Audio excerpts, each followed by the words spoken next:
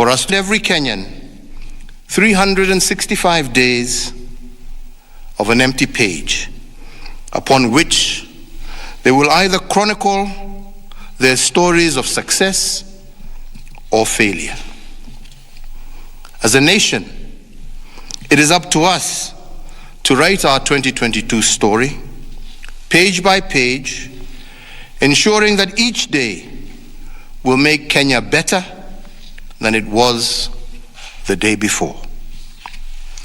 So, my fellow countrymen, each Kenyan generation, in an unbroken chain all the way from the dawn of time to the present day, makes a mark on our national fabric. Every generation that came before us made their contribution to the realization of our shared aspirations.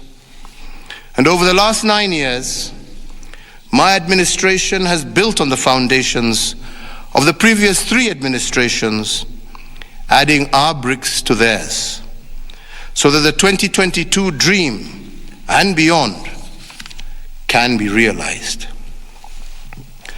This year, my administration continued to bridge the deficits that actually matter. We bridged the infrastructure deficit. We bridged the deficit of accessibility to quality health care and affordable health care. We bridged the deficit of a weak agricultural regulatory framework. And we also bridged the deficit of insecurity by scaling up on our security sector reforms, and we vastly improved the ease of doing business in Kenya, making it easier for Kenyans to thrive in enterprise. In the new year 2022, the nation will move closer to the realization of universal health coverage. Through our different programs, health care will be available to all and affordable to all. And this will be made possible because of the bold and progressive legislation that we have supported and is now law. Similarly, in 2022, several seminal state projects will be completed, and the dividends of these public investments will be felt by Kenyans. In the early part of 2022, for instance, the CBC infrastructure program will have delivered 10,000 new classrooms across the country, securing for our children a better environment for their education. Our landscape in the new year will also be redefined by the completion of the construction of major road arteries across every part of our nation. Notably, will be the iconic Nairobi Expressway that will be open for use in the first quarter of the new year. Away from Nairobi, we will also complete the Kisumu Mamboleo Road, the Eldoret Bypass, the Izibania Kisii Road, the Kibwezi Mtomo Kitui Migwani Road, the Garsen Witu Road, the Laisames Ngurut Road, the Makutano Kacheliba Konyayo Road in West Pokot, the Gong Suswa Road, the Kenol Marwa Road, the Mombasa Roads infrastructure, the James Gishoro Rironi Road expansion, as well as the Mau Mau roads. In the new year, the significant progress we have made in affordable housing, food security, and the expansion of domestic manufacturing will become more visible. Also notable will be the upgraded defense and internal security capabilities. In fact, fellow Kenyans, we have laid a superlative foundation for our external and internal defense upon which future administrations can build on. In keeping with our commitment to conservation and enhancing our heritage of splendor, In 2022, the Greening Kenya campaign is expected to lead us closer to the realization of the goal of a minimum of a 10% forest cover for our nation. The campaign will achieve this by the planting of an additional 1 billion trees, and I urge every Kenyan to support this worthy initiative, as well as all others that target the greening of our country. Environmental conservation and regeneration have direct and immediate tangible benefits. For instance, in 2022, the Nairobi metropolitan area will significantly address the issue of water scarcity that has plagued our metropolis through the completion of the Northern Collector Water Supply Project that is expected to double the water supply to Nairobi and her environs. Reforms in the energy sector will also continue apace, with electricity prices expected to be reviewed even further downwards by the end of the first quarter of 2022. To boost tourism, trade, as well as social engagement, and to bolster continental integration, our national carrier, Kenya Airways, will join hands with partners in South Africa to establish a Pan-African airline with unmatched continental reach and global coverage. In the new year, within the region, for greater fraternity, security, and shared prosperity, Kenya will join the other members of the East African community in welcoming the Democratic Republic of Congo to our regional community. This eagerly awaited addition to the East African community will make our community stronger and more capable of delivering on the East African dream. Globally, Kenya's leadership on the international stage and our advocacy for a more free, fair, prosperous, and inclusive world will continue. We will continue to use our position in the United Nations Security Council to promote the cause of peace, harmony, reconciliation, and cooperation. So, my fellow Kenyans, although we have built a strong foundation for generations to come, it is also important to note that we can destroy it in one single stroke. And that is why this New Year's we must reflect on the irreducible minimums required for the survival of our nation state. For starters, we must choose leadership over politics. Leadership is about vision, while politics is about positions. Leadership is about the next generation, whereas politics is concerned merely with the next election. Indeed, fellow Kenyans, our obsession with politics has only slowed down the realization of our potential as a people.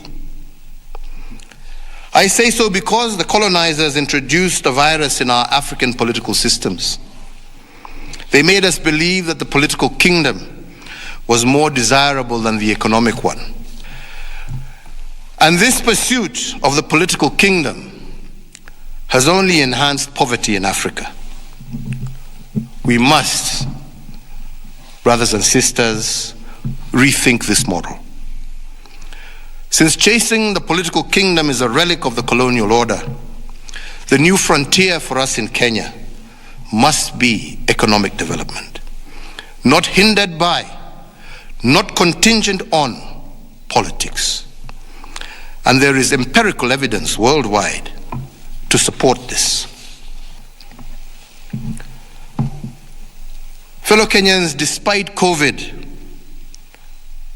for the last 5 years, we have recorded the most impressive growth in our economy. And this is because we separated the development agenda from politics.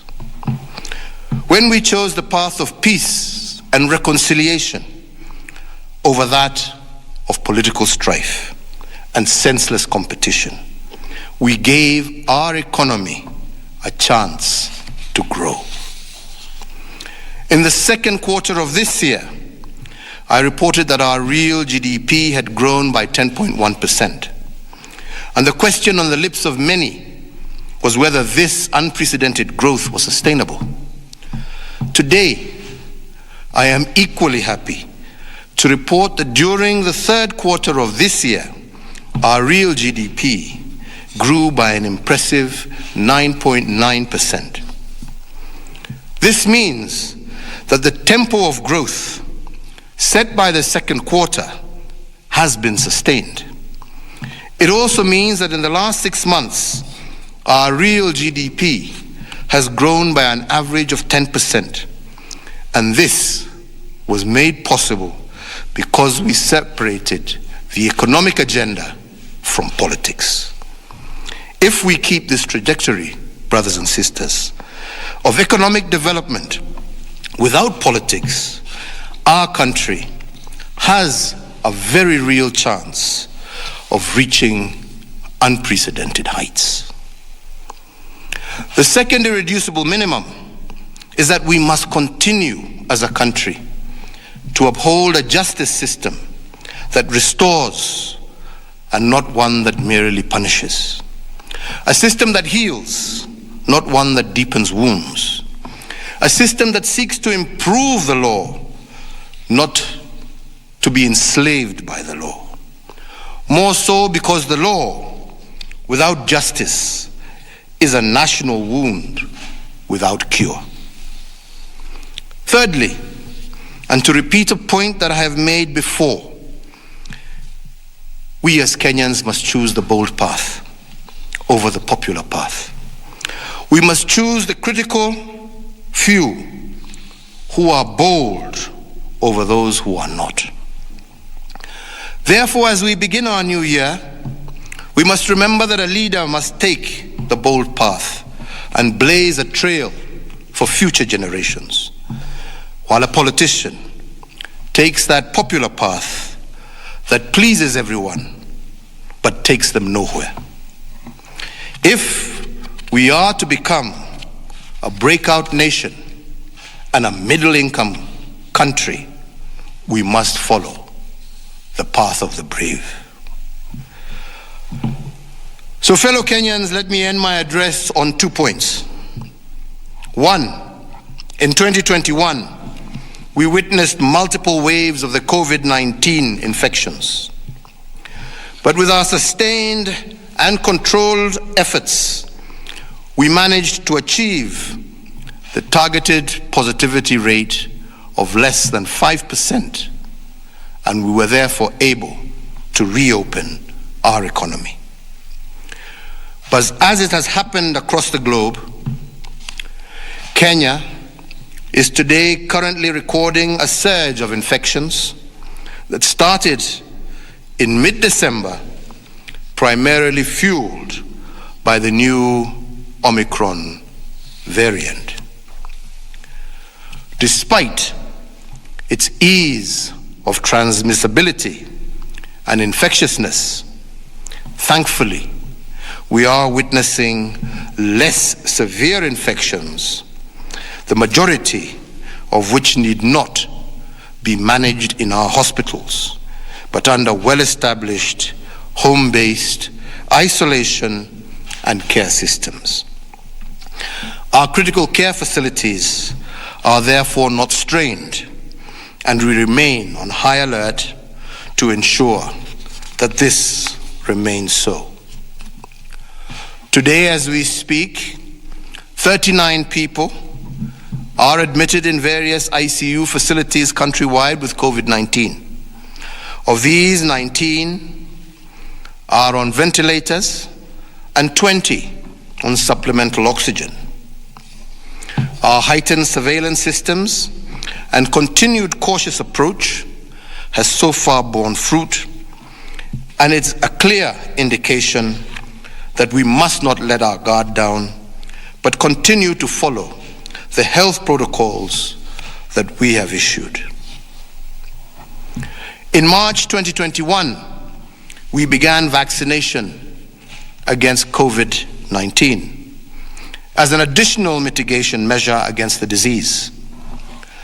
To date, as a country, we have received 23 million doses of our assorted vaccines, and 10 million doses have been administered to our people. This means that we currently have over 13 million doses of the vaccine available countrywide. I today, on the eve of the new year, therefore appeal to all my fellow citizens who have not been vaccinated to turn out and receive this life-saving protection. Our government targets to vaccinate 30 million people by the end of December 2022.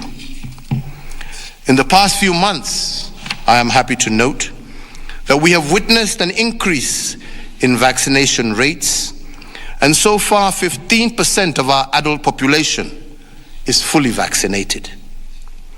And to maintain immunity against the disease, my administration will shortly be rolling out a booster vaccine dose starting the 1st of January 2022 for those who have completed the primary vaccination series in the last 6 months.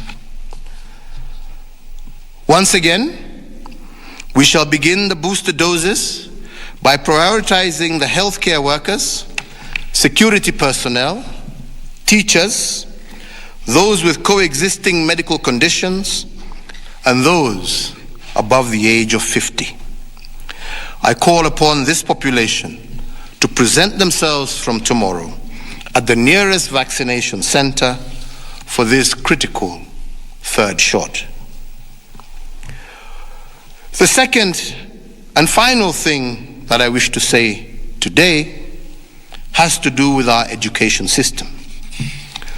The education calendar for the year will kick off in earnest on the 3rd of January 2022. The 2022 academic year will feature 4 terms and not the usual 3, so as to recover from the time lost after the COVID-19 disruptions. Consequently, KCPE and KCSE exams will be administered in March and April of 2022, and also in November and December of 2022. So to all our learners, we appreciate that just like in the year 2021, the 2022 academic calendar will similarly be long and challenging. However, let 2022 be a year of destiny, of dreams becoming a reality, and for the laying of foundation for a much better future. And in that regard, I take this very early opportunity to wish all our examination candidates the very best in the upcoming year's examinations. So I conclude, fellow citizens, by saying that it is my prayer that 2022 will be a year where plenty will be found within our borders, a year where leadership will reign supreme over politics, a year of bold decisions as opposed to popular decisions, a year where justice will be our shield and defender, and the law will only serve as its tool. Let the first dawn of the next year be one that brings bountiful blessings for us as individuals, as families, communities, and as a nation. To all those who have suffered loss in 2021, let 2022 be a year of healing, restoration, and revival. Whether you are in Kenya or in the diaspora, I wish each and every one of you a happy and prosperous new year, a safe 2022. And remember that each one of us must continue to be our brother's keeper and our sister's keeper too. May God bless you all, and may God continue to bless this great Republic of Kenya.